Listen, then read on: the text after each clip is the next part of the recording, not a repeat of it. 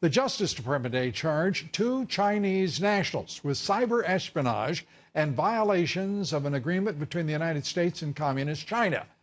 The 2 communist agents hacked the Department of Energy. They hacked NASA. They stole Social Security numbers, the dates of birth for more than 100,000 U.S. Navy personnel. This comes after China had agreed to end state-sponsored cyber attacks for economic gain, as they styled it in 2015. A holdover from the Obama era. The Trump era means that they will enforce agreements and enforce laws and, yes, act in the national interest. Joining me tonight is Dean Cheng. He is Senior Research Fellow at the Heritage Foundation's Asian Studies Center. Dean, great to have you with us. Morgan Wright, former Senior Advisor in the State Department's Anti-Terrorism Assistance Program, former law enforcement advisor to the Republican National Committee, cybersecurity expert. Good to have you with us, Morgan. Thank you. Hi, Lou. How you doing? Dean, let's start with who knew we had foreign agents at work in our society stealing our technology, our intellectual property, or that we had Chinese, communist Chinese spies everywhere collecting as much as they possibly could of our IP and technology and stealing it to the tune of hundreds of billions of dollars every year? Well, if we didn't know about it, then there's been a catastrophic failure in our intelligence organizations and our law enforcement organizations.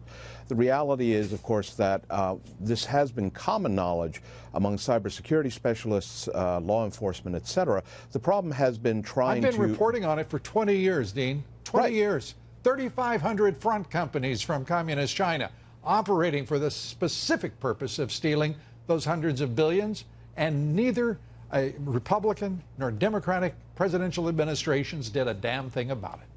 Until now. Until now. What is striking is that we are seeing an across-the-board set of efforts.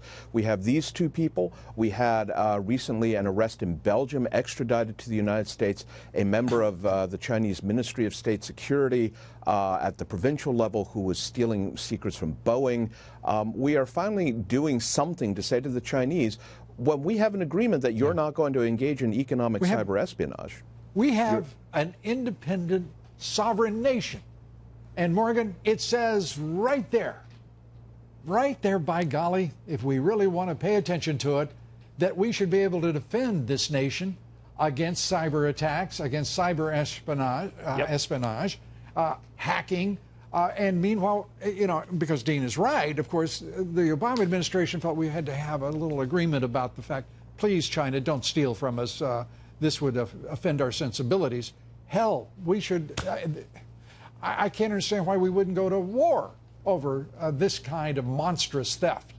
Well, you know, Lou, I've talked about this before. In fact, I've got an article coming out in the Hill this Sunday talking exactly about Huawei and how the rules have changed. Look, in World War I, we found out the bad effects of mustard gas. So we said, we're not going to do that anymore. Chemical weapon warfare, cluster bombs. There are norms of warfare. Well, there's norms of warfare in cyberspace, too, and the Chinese are violating every single one of them. In fact, you know, we can keep indicting all the people we want, but what it's going to take is the pen is truly mightier than the sword. When you arrest the CFO of Huawei, who happens to be, I think, the niece of the founder, and we start taking action, we make it difficult for these people to travel. HSBC now says they will no longer underwrite and help banks Huawei are actually stepping up here against Huawei, It's too ZTE. risky. Absolutely. But here's, I don't frankly understand this.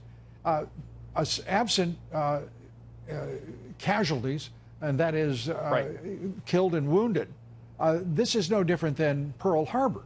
I mean, we are watching the destruction of hundreds of thousands, hundreds of millions and billions of dollars every year. Well, look, it's a philosophical question of... No, this isn't a philosophical. It's for Dean. It is. And I want bits him and to bytes, bombs and bullets.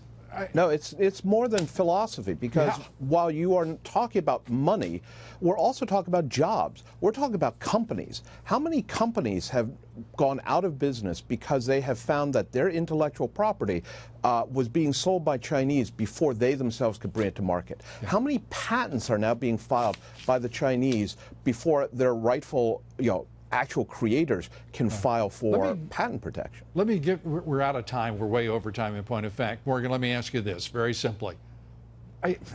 why would we put up with this over so many administrations? Why did it take President Trump to say, hell no, no more?